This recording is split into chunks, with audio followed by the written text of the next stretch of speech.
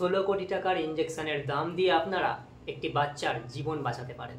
5 লক্ষ টাকা তুলে আপনারা সেই সোশ্যাল মিডিয়ার মাধ্যমেই কারোর বাড়ি তৈরি করে দিতে পারবেন। আজকের ভিডিওতে আমি আলোচনা করব এমন একজন মানুষকে নিয়ে, যে মানুষটিকে হয়তো আপনারা ভুলেই গিয়েছিলেন, যে মানুষটি আমাদের প্রত্যেকটা বাঙালির হৃদয়কে কেড়ে নিয়েছিল, যে মানুষটি রাষ্ট্রপতি দ্বারা পদ্মশ্রী পুরস্কার অর্জন করেছিলেন। সেই মানুষটিকে ভুলে গেলে চলবে কি করে?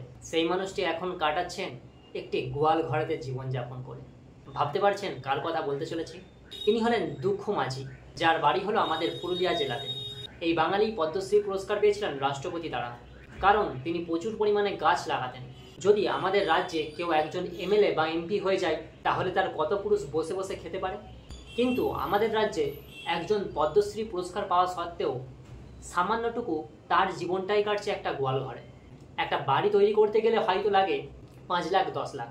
সামান্য একটা থাকার মতো বাড়ি তৈরি করতে গেলে 1 লাখ বা 2 লাখ টাকা যথেষ্ট। সেই কারণেই আমাদের সরকার থেকে বিভিন্ন সময়ে বিভিন্ন রকম অনুদান দেওয়া হয়, বা সরকার থেকে ইন্দিরা আবাস যোজনা বা গীতাঞ্জলি বিভিন্ন রকমের প্রকল্পগুলো যে হয়ে থাকে, সেখান থেকে 1.5 লাখ টাকা বা 2 লক্ষ টাকার মতো দেওয়া হয়ে থাকে। তাহলে কি এই দুঃখ মাঝির কপালে সেই 1.5 লক্ষ বা 2 লক্ষ টাকাও জুটলো না? আমাদের পশ্চিমবাংলার সরকার বা আমাদের কেন্দ্র সরকার সেই দুঃখ মাঝির কাছে 2 লক্ষ বা 1 লক্ষ টাকাও পৌঁছে দিতে পারলো না তার বাড়ি করার জন্য? যে পুরস্কার পাবার জন্য মানুষ দিনের পর দিন স্বপ্ন দেখে এবং তারা পরিশ্রম করে দিনের পর দিন, তারপরেও সেই পুরস্কার কিন্তু পায় না সকল। কিন্তু সেই পুরস্কারটি পেয়েছেন আমাদের দুঃখ মাঝি। কেউ ভাবতেই পারেনি, এমনকি দুঃখ মাঝিও নিজে ভাবতে পারেননি যে তিনি পদ্মশ্রী পুরস্কার অর্জন করবেন বলে। তাহলে এই ধরনের মানুষটার আজকে বাড়ির অবস্থা দেখুন, সে কিভাবে জীবনযাপন করছে। এই হলো তার বাড়ি। আর দুঃখ মাঝি যে জায়গায় জীবনযাপন করছে, সেই জায়গাটার দিকে একবার তাকিয়ে দেখুন আপনারা, কি অবস্থায় পড়ে রয়েছে। তিনি এমনকি এলাকার বিডিও স্যারের কাছেও গিয়েছিলেন তার বাড়িটাকে দেখানোর জন্য। বিডিও স্যার যদি আসতেন তার বাড়িতে, তাহলে কিন্তু তার বাড়িটা হয়ে যেত। বা তিনি যদি নিজে না আসতেন, অন্য কাউকেও যদি পাঠাতেন, কোনো পঞ্চায়েতের সদস্য বা কোনো পার্টির লিডারকে যদি তিনি পাঠাতেন, তাহলে কিন্তু এই দুঃখ মাঝির বাড়িটা আজকে হয়ে যেত। আর সেই রাষ্ট্রপতি কর্তৃক পদ্মশ্রী পুরস্কারটি তিনি কোন জায়গায় রেখেছে একবার দেখুন।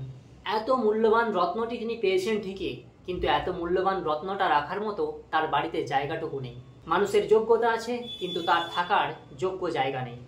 পারবেন কি এই মানুষটির যোগ্য জায়গা তৈরি করে দিতে? এই সোশ্যাল মিডিয়ার মাধ্যমেই অনেক কিছু সম্ভব হয়েছে। যেভাবে অস্মিকাকে 15 কোটি টাকা দিয়ে বাঁচানো হয়েছিল, যেভাবে আরও বিভিন্ন মানুষের পাশে দাঁড়ানো হয়েছিল, যেভাবে বর্তমানে আরও মানুষের পাশে দাঁড়ানো হচ্ছে, কিছু কিছু টাকা দিয়ে দুঃখ মাঝির বাড়িটা তৈরি করে দেওয়া। যদি সরকার এই মহান মানুষটির জন্য একটি বাড়ি তৈরি করতে না পারে, তাহলে আমরা 9 কোটি মানুষ এই মহান মানুষটির জন্য একটা বাড়ি তৈরি করতে পারবো না। ধরে নিলাম এই 9 কোটি মানুষের মধ্যে 2 লক্ষ মানুষ 2 টাকা করে দিল, তাহলেই হয়ে যাবে 4 লক্ষ টাকা। হোক না, 2 টাকা দিয়ে আপনার জীবন চলে যাবে না। আর 2 টাকা আপনি পকেট থেকে কখনো না কখনো বেরিয়ে চলে যায়। আপনি ভাবুন না যে 2 টাকা পকেট থেকে বেরিয়েই চলে গেল। যদি আপনাদের এই 2 লক্ষ মানুষের দ্বারা যদি দুঃখ মাঝির বাড়িটা তৈরি করে দেওয়া যায়, তাহলে দুঃখ মাঝি কিন্তু একটা যোগ্য জায়গায় থাকতে পারবে। ভেবে দেখতে পারছেন এটা কি কোনো একটা যোগ্য বাসস্থান? কে থাকতে পারে এরকম একটা জায়গায়? এই বাড়িটা দেখেই কেমন লাগছে, যেখানে জল নিচে, যেখানে নিচে স্যাঁতস্যাঁতে ভাব, খড় বেছানো রয়েছে। এই ভিডিওটা দেখে আমি অবাক হয়ে যাচ্ছি যে এখনো কত মানুষ রয়েছে এরকমভাবে এত কষ্ট করে জীবনযাপন করছে, বা এরকম কষ্ট করে তারা তাদের বাসস্থানে আছে। তো শুধুমাত্র এই মহান মানুষটির জন্য একবার দাঁড়ানো, প্রত্যেকটা মানুষ যেন এই দুঃখ মাঝির পাশে গিয়ে দাঁড়ায়। সবার কাছে আমি একটা অনুরোধ করলাম, দয়া করে ভিডিওটা প্রচুর পরিমাণে শেয়ার করুন। আপনি যদি সামান্যটুকু 2 টাকা দিয়ে সাহায্য করতে না পারেন, যেন আপনার শেয়ারটাতে 10 জন মানুষেরও চোখে পড়ে। আর যদি এই ভিডিওটা 1 লক্ষ কর্তব্যপরায়ণ মানুষের কাছে পৌঁছে যায়, তাহলে কিন্তু এই দুঃখ মাঝির বাড়িটা আমরা খুব তাড়াতাড়ি করে দিতে পারবো।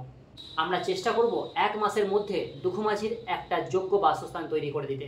যেটা সরকার করতে পারেনি, সেটা আমরা সাধারণ মানুষ করে দেখাবো। আর এই ভিডিওটা প্রচুর পরিমাণে শেয়ার করুন। চ্যানেলে নতুন হয়ে থাকলে চ্যানেলটি সাবস্ক্রাইব করে পাশে থাকুন। ধন্যবাদ।